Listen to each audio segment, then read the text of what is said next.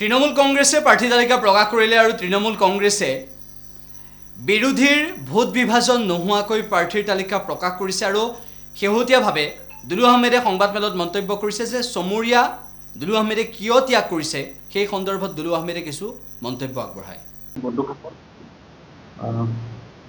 আপোনালোক সকলোৱে জ্ঞাত যে আমি অসম প্ৰদেশ তৃণমূল কংগ্ৰেছ বিভিন্ন ধৰণৰ ছাৰ্ভে আমাৰ জিলা কমিটিয়ে হওক বা আমাৰ কলিকতাৰে হওক বা আমাৰ ৰাজ্যিক কমিটিৰ তত্ত্বাৱধানত যোৱা প্ৰায় 4 মাহ 5 মাহ ধৰি আমি অসমৰ বিভিন্ন জিলাত নিৰ্বাচন সম্পৰ্কে প্ৰাৰ্থী বাছনিক লৈ এক অভিযান চলাইছিলোঁ। ধৰি লওক 4 মাহ 5 মাহ আমি যাতে, কাৰণ এইবাৰ অসমৰ বিধানসভা ইলেকশ্যনটো খুব গুৰুত্বপূৰ্ণ হৈছে। ইয়াত বহুত ধৰণৰ কথা জড়িত হৈ পৰিছে। যেনে ধৰি লওক বিৰোধী ঐক্য গঠন হৈছে, বিৰোধী ঐক্য মঞ্চৰ বিতৰ্ক দিনক দিনে বাঢ়ি গৈছিল। শেষ মুহূৰ্তত 16টা দলৰ পৰা 3টা দলে এলায়েন্স কৰিলে, বাকী দলবোৰ নিজা নিজাকৈ প্ৰাৰ্থী প্ৰক্ষেপ কৰিলে। তাৰ মাজত আমি যিহেতু তৃণমূল কংগ্ৰেছ এটা বৃহৎ দল আৰু পশ্চিমবংগত আমাৰ 3বাৰকৈ চৰকাৰ গঠন হৈছে আৰু আমি মুখ্য বিৰোধীত আছোঁ বিজেপি। সেই গতিকে আমি এনেকুৱা এটা সিদ্ধান্ত লৈছোঁ যে আমাৰ দলীয় প্ৰাৰ্থী যিসকলেই নহওক, প্ৰথম কথা চাব লাগিব কাষ্ট কমিউনিটি, দ্বিতীয় কথা চাব লাগিব গোটেই জিলাবোৰ আমাৰ কভাৰ হৈছে নে নাই, তৃতীয়তে চাব লাগিব যে ধৰি লওক যোগ্যতা, কাৰ যোগ্যতাটো সকলোৰে থাকে, কাৰ কম আছে কাৰ বেছি আছে। আৰু আটাইতকৈ আমি এটা খুব বিষয়ত গুৰুত্ব দিছোঁ যে আমাৰ ভোটৰ, আমিতো কোৱা নাই আমি প্ৰায় 24টা, মই প্ৰাৰ্থীসকলৰ নাম কম, 24টা আমি আসনত এইবাৰ প্ৰতিদ্বন্দ্বিতা কৰিব ওলাইছোঁ।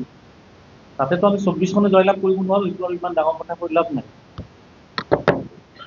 ক'ৰবাত কোনোবা এটা সমষ্টিত এনেকুৱা হ'ব পাৰে যে আমাৰ ভোটৰ কম সংখ্যক ভোট যদি পালোঁ বা কিবা এটা সংখ্যা পালোঁ, সেই সংখ্যাটো যদি ভোট বিভাজনত বিজেপি জয়লাভ কৰিব পাৰে, তেনেকুৱা ধৰণৰ আসনত আমি প্ৰতিদ্বন্দ্বিতা কৰা।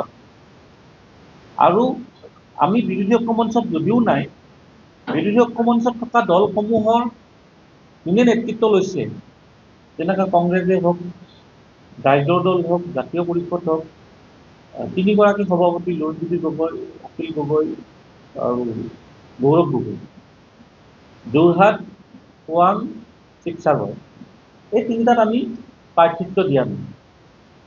আমাৰ আছিলে, আমাৰ জিলা কমিটি আছিলে, আমাৰ তাত মণ্ডল কমিটি আছিলে, ব্লক কমিটি আছিলে, আমি তাত প্ৰাৰ্থিত্ব দিয়া নাই। কি কাৰণে? তাত আমি জয়লাভ কৰিব নোৱাৰোঁ, একেবাৰে সঁচা কথা। কিন্তু আমি তাত ভাল সংখ্যক এটা ভোট পালোঁ হয়, যি ভোটত বিজেপি লাভ হ'ল। গতিকে সেই কামটো আমি কৰা। সেই গতিকে আমি যেতিয়া আবেদন লৈছিলোঁ, প্ৰায় 78গৰাকী প্ৰাৰ্থীয়ে আমাৰ তাত আবেদন দিছিলে। তাৰে ভিতৰত আমি চালি জাৰি চাই আমি কলিকতা নেতৃত্বলৈ 51গৰাকী পঠিয়ালোঁ। কলিকতা নেতৃত্ব আকৌ নিজা ছাৰ্ভে এজেঞ্চিৰ জৰিয়তে গোটেইখিনি চালি জাৰি চাই আমাৰ লগত কথা পাতি শেষ মুহূৰ্তত আমাক 24খন আসনৰ বাবে 23 আসনৰ কাৰণে আমাক সিদ্ধান্ত দিলে। আজি আমাৰ দ্বিতীয় আৰু ফাইনেল তালিকাখন ওলাল, মই অলপ পিছতে আপোনালোকক কৈ দিম। আপোনালোকে প্ৰথম নোটটো কৰি লওক।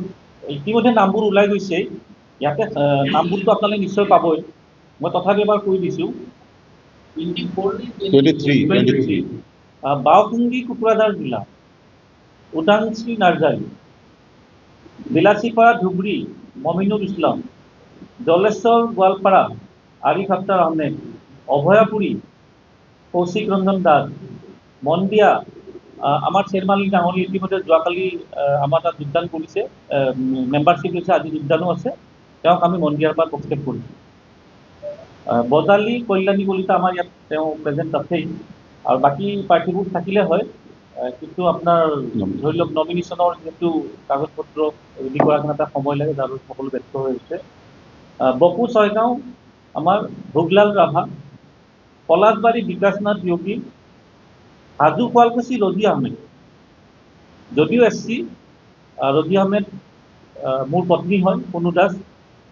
দলে সিদ্ধান্ত ল'লে শেষ মুহূৰ্তত যে মোৰ চমৰীয়াৰ পৰিৱৰ্তে মই নিৰ্বাচনী প্ৰচাৰত ঘূৰিব লাগিব বিভিন্ন জিলাত, যিহেতু আমাৰ ধৰি লওক খুব কম সংখ্যক আমাৰ নেতা আছে ইয়াত, নেতা নেত্ৰী, আৰু দ্বিতীয়তে আমাৰ TMC এটা সংবিধানত কোৱা আছে একোখন ঘৰৰ দুটা পৰিয়ালে কেতিয়াও চলিব নোৱাৰে, যাৰ বাবে মোৰ চমুৰীয়াটো উইথড্ৰ কৰিলে, উইথড্ৰ কৰি মোৰ পত্নী যিটো মোৰ গৃহ সমষ্টি হাজো শুৱালকুছি 30 নং তাত পত্নীক প্ৰক্ষেপ কৰিছে। এইটো অলপ আগি মই খবৰটো পালোঁ। তাৰ বাবে মই ধন্যবাদো জনাইছোঁ যে অন্ততঃ দলটোৰ হৈ অকণমান নিৰ্বাচনী প্ৰচাৰ কৰিব পাৰি। তাৰপিছত আহক আপোনাৰ গুৱাহাটী চেণ্ট্ৰেল অভিজিৎ মজুমদাৰ বহি আছে ইয়াতে, বৰক্ষেত্ৰী আমিনুল ইছলাম, গোৰেশ্বৰ ৰঞ্জন চৌহান, মঙলদৈ হৰেকৃষ্ণ ডেকা, ধেমাজি নৰেন্দ্ৰ কুমাৰ পাউ, ডিগবৈ জিতেন নাথ, মাকুম দিলীপ মৰাণ প্ৰাক্তন বিধায়ক আছিলে, আৰু চাবুৱাল আহৱাল, ইউনুছ কুমাৰ কন্দপন, মৰিয়নী পৰেশ বৰা নতুনকৈ কংগ্ৰেছৰ পৰা আহি যোগদান কৰিছে। যেতিয়া ৰাইজৰ দলত চিটটো এৰি দিলে, তেখেত একেবাৰে কংগ্ৰেছৰ খুব সক্ৰিয় নেতা আছিলে, তেওঁ যোগদান কৰিলে, তেওঁৰো প্ৰাৰ্থিত্ব ঘোষণা